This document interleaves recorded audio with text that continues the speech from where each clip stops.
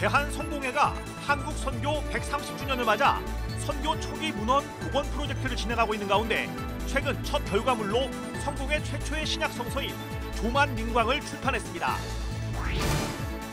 예장 고신총회가 포스트 코로나와 교회의 미래를 주제로 컨퍼런스를 시작했습니다. 첫 컨퍼런스에서는 신학과 과학의 대화를 시도해 눈길을 끌었습니다. 국내 최초 자원봉사자 전문 교육기관인 각당복지재단이 죽음을 성찰하고 교육하는 일에 앞장서고 있습니다. 웰다잉 문화 확산을 위해 노력해온 각당복지재단의 활동을 소개합니다.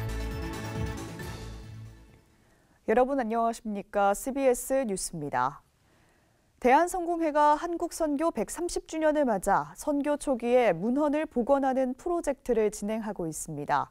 최근 첫 결과물로 성공회 최초의 신약 성서인 조만민광을 출판했습니다. 오요셉 기자입니다. 모든 사람을 비추는 빛이란 뜻을 지닌 조만민광.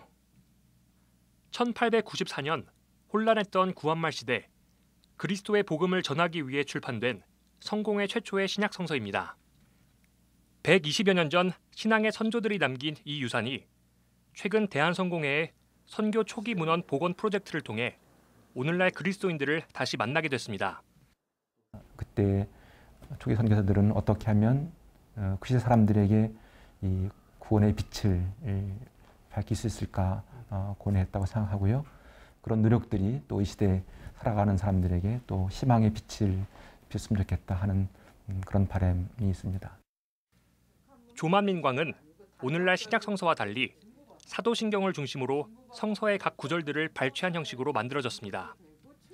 집필을 담당한 나무희 사제는 신앙 선배들의 신앙 고백, 즉 신경을 중심으로 한 성경 읽기가 오늘날 한국 교회에 큰 도움이 될 것이라고 말했습니다.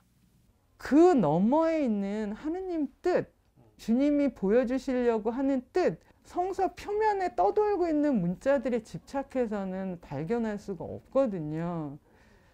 그런 점에서 성서를 더 깊이 읽는 그런 안내서가 될 수 있다고 생각을 해요.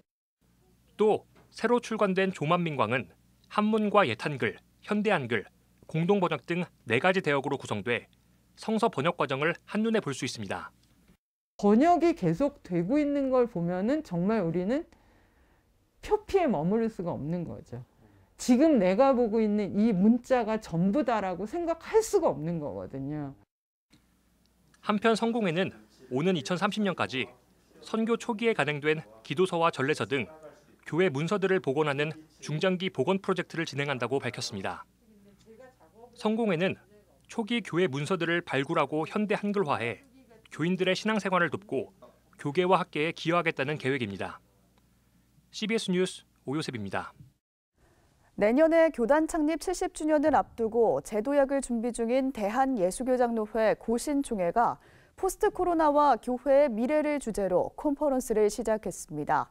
이 컨퍼런스에선 보수신앙의 색채가 강한 예장 고신총회가 신학과 과학의 대화를 시도해 눈길을 끌었습니다. 송주열 기자의 보도입니다. 교회 학교 학생들이 우주가 처음에 어떻게 생겨났고 어떻게 만들어졌는지 묻는다면 어떻게 대답할 수 있을까? 신학과 과학의 경계에 있는 이 문제에 대해 대부분의 교회는 제대로 대응을 못하는 경우가 많습니다. 현대 과학에 익숙한 학생들에게 성경을 통해 창조의 기원을 설명하기에는 부족한 부분이 있기 때문입니다. 그렇다고 교회에서 우주의 기원을 설명하면서 과학적 검증이 어려운 빅뱅 이론을 근거로 창조 세계를 설명할 수도 없기 때문입니다. 이런 가운데 고신총회가 다음 세대들에게 빅뱅 천문학과 현대 생물학 분야에서 하나님의 창조 세계를 어떻게 설명할지 고민하는 자리를 마련했습니다. 창세기 1장으로 본 과학 저자 성영은 서울대 화학생물공학부 교수는 세상의 기원이라는 과학 자체가 과학을 넘어선 형이상학의 경계에 있고 빅뱅 이론을 연구하는 과학자들조차도 과학적 검증이 어려워 자신의 철학적, 종교적 주장을 섞어 말하는 경우가 있다고 말했습니다. 성 교수는 기독교계에서도 빅뱅 이론을 대할 때 과학보다 종교적 신념에 대한 평가가 더 많은 것이 사실이라고 덧붙였습니다. 그러면서 성 교수는 물질이나 시간처럼 우주의 공간 역시 피조물이라는 사실을 깨닫도록 도와야 한다고 조언합니다. 이런 시간과 공간이 하나님의 피조물이라는 이 시각은 그런 세상을 이해하는 데 훨씬 도움이 되고 또 더 나아가서 이렇게 큰 우주, 오래된 우주, 이런 시간이 굉장히 긴 시간, 이런 개념은 우리로 하여금 하나님이 영원하시다, 하나님이 무한하시다 하는 개념을 우리보다 훨씬 더 우리 자녀들은 더 생생하게 이해하게 될지도 모릅니다. 생물학자인 박지욱 미국 퍼듀대 교수 역시 코로나19 바이러스와 이를 대처하는 과학의 진보를 예로 들면서 교회가 창조의 기원을 이야기할 때 과학을 배타적으로 밀어내서는 안 된다고 말합니다. 박 교수는 과학을 통해 인간이 모태에서 만들어지는 과정을 알게 된 것처럼 과학의 영역은 하나님의 창조 세계 질서를 설명해주고 있다고 말했습니다. 아울러 하나님의 창조 세계는 과학으로 설명되는 영역과 과학으로 설명되지 않는 신비의 영역이 있다며 과학으로 발견하는 것도 하나님의 창조 세계를 발견하는 과정이라고 가르칠 것을 조언했습니다. 그리고 과학으로 이 하나님의 창조하신 세계의 이 질서와 법칙과 이 모든 걸 알아가면 이 설명되지 않는 부분에서도 하나님의 섭리와 질서와 법칙이 작용할 거라는 그런 신앙적인 확신도 생기는 거거든요. 한편 이번 컨퍼런스는 코로나19 방역 지침을 준수한 가운데 온 오프라인으로 동시에 진행됐습니다. 오는 4월 22일에는 포스트 코로나와 인간에 대한 이해를 주제로 두 번째 컨퍼런스를 엽니다. CBS 뉴스 송별입니다.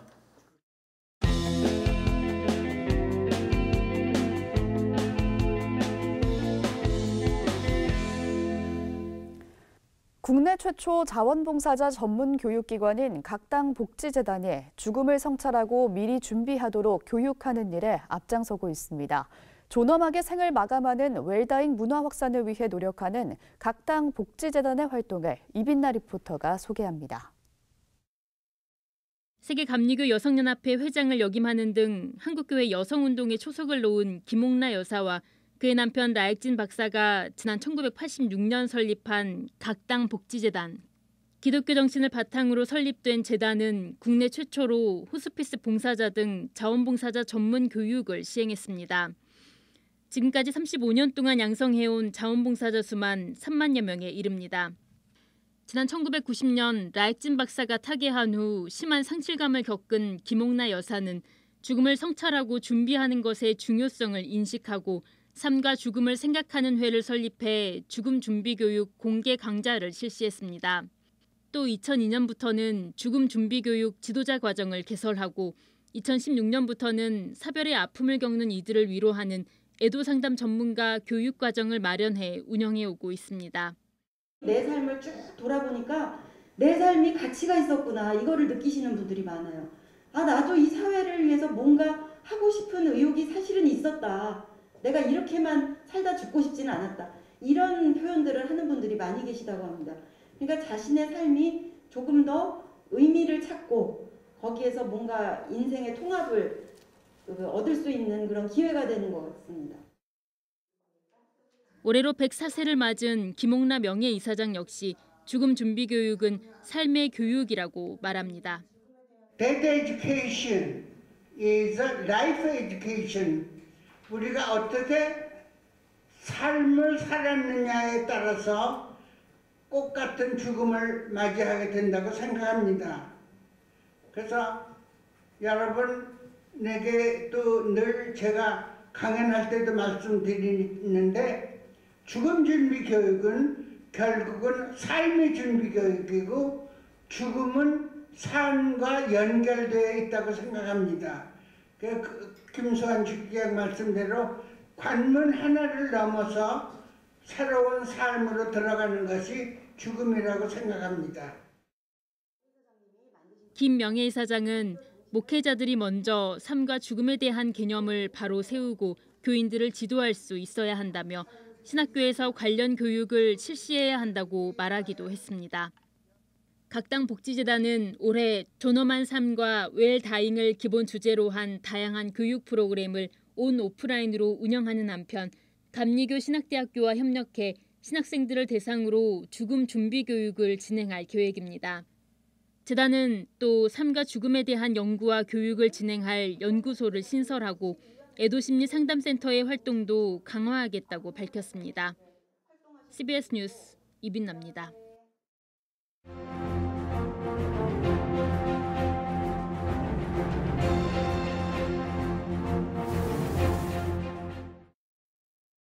각인이론 들어보셨나요?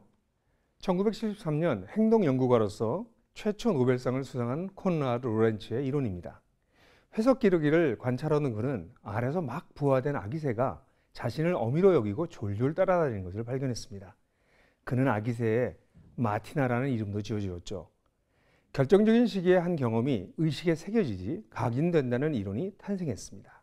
이 이론은 인간에게도 적용될 수 있습니다. 우리 인간도 결정적인 시기에 또는 오랫동안 반복적으로 어떤 일을 경험하면 그것이 우리에게 각인됩니다. 한국교회는 100여 년 전 선교 초기에 암울했던 한국 사회에 소망을 던져주었던 존재로 각인되었습니다. 부족한 부분도 있었겠지만 성경에서 보았던 교회와 방불한 모습이었습니다. 우리나라의 근대화에 앞장섰던 소수 집단으로 지금도 평가되고 있지요. 그렇다면 오늘날 한국교회는 한국 사회에 어떻게 각인되고 있을까요?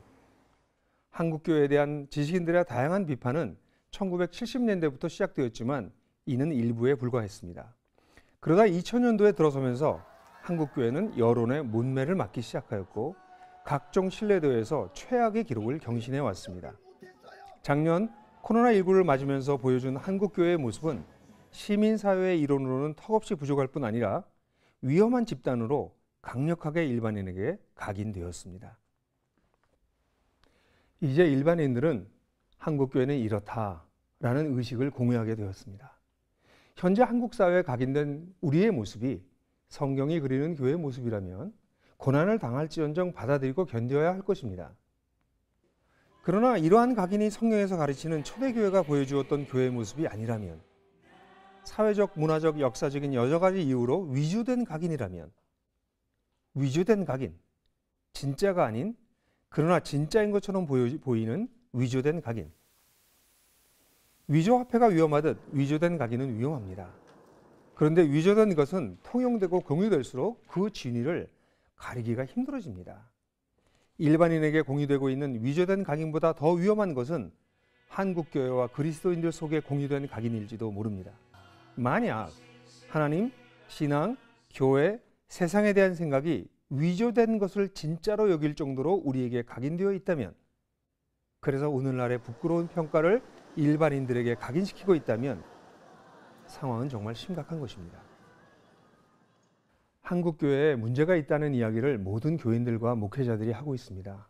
하지만 정작 자신과 자신의 교회가 그 문제를 가지고 있기에 이를 극복하기 위해서 회개와 연구와 갱신과 대안을 찾는 노력을 하는 이들은 소수입니다. 모두 나는, 우리는 아니라고 이야기하는 듯합니다. 일반 사회에 각인된 것이 성경과 다른 위조된 것이 문제가 아닙니다.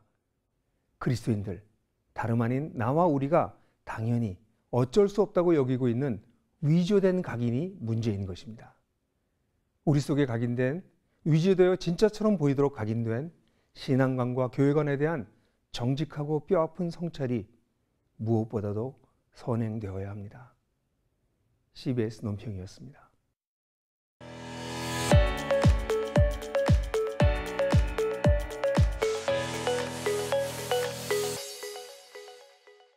간추린 지역교계 소식입니다.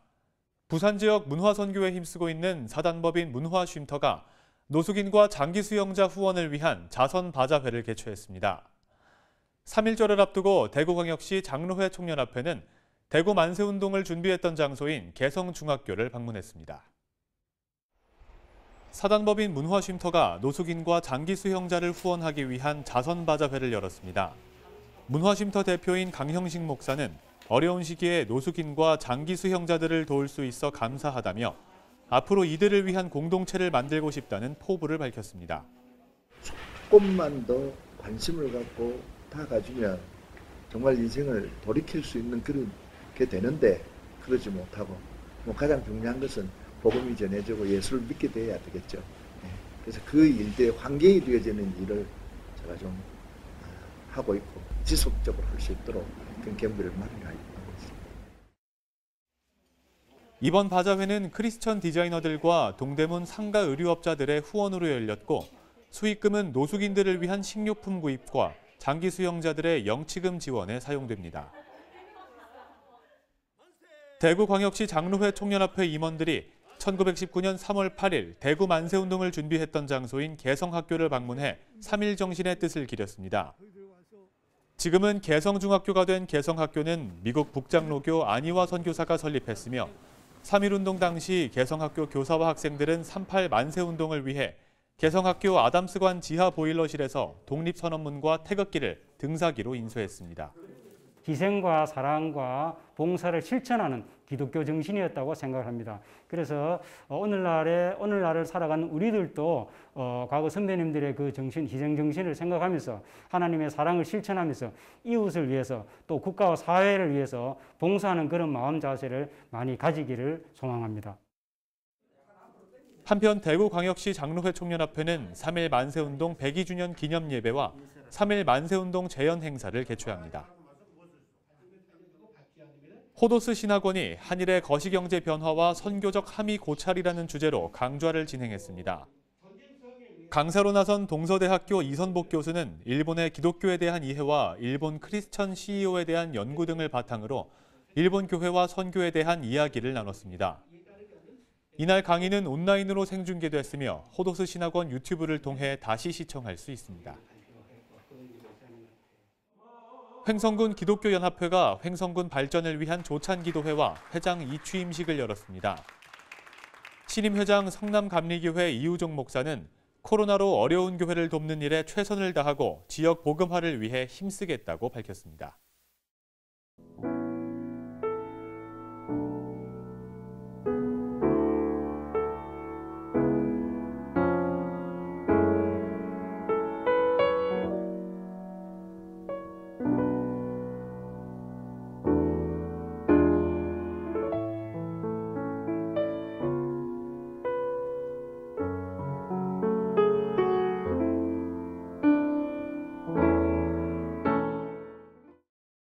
내일은 건조한 가운데 바람이 강하게 불겠습니다. 뉴스를 마칩니다. 함께해 주신 여러분 고맙습니다.